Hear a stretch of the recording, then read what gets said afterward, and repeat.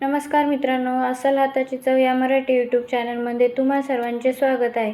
तर आजच्या व्हिडिओमध्ये आपण बघणार आहोत खमंग आणि कुरकुरीत अशी कोबीची भजी।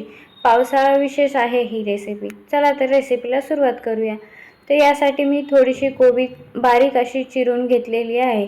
आता कोबी थोडी बारीकच चिरायची म्हणजे हिला पाणी सुटेल। तर यामध्ये मी एक छोटा कांदा असा उभ्या स्लाइसमध्ये कापून घेतलेला आहे आणि थोडीशी कोथिंबीर घातलेली आहे। आता तुम्ही यामध्ये बाकी काय घालायचं तर ते घालू शकता। तर आता यामध्ये मी 1 चम्मच लाल तिखट घातलेली आहे, चवीनुसार मीठ घातलेलं आहे, 1 पाव चमचा हळद घातलेली आहे, 1 चमचा जिरे घातलेले आहे व थोडासा ओवा घातलेला आहे। आता हे सर्व आपण मिक्स करून घेऊयात। आता यामध्ये पाण्याची गरज नाही कारण की कोबीलाच कांद्यासारखे पाणी सुटते, त्यामुळे यामध्ये पाणी घालायची गरज नाही आहे।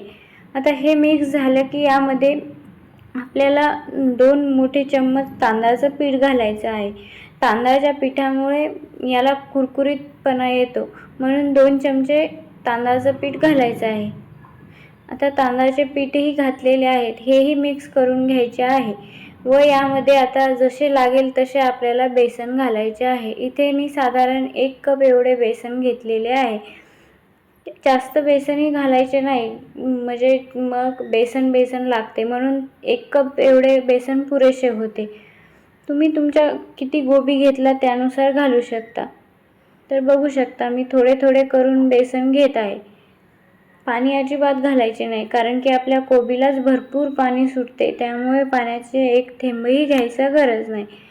तर आता आपले बॅटर तयार झालेले आहे। तर आता गॅसवर कढईमध्ये तेल तापवायला घ्यायचे आहे। तेल चांगले गरम होऊ द्यायचे आहे, म्हणजे नाहीतर गोबीची भजी खाली चिटकतात, म्हणून तेल चांगले कडकडीत तापून घ्यायचे आहे। तर बघू शकता आता भजी चांगली तापायला लागलेली आहे। आता आलटी पलटी करून दोन्ही बाजूने चांगली भजी तापून घ्यायची आहे। इथे माझे तेल थोडे तापले नव्हते, त्यामुळे भजी खाली चिकटायला लागलेली आहे। त्यामुळे तुम्ही तेल चांगले कडकडीत तापू द्या, तेव्हाच ही भजी यामध्ये सोडा, नाहीतर अशी खाली बुडायला लागते।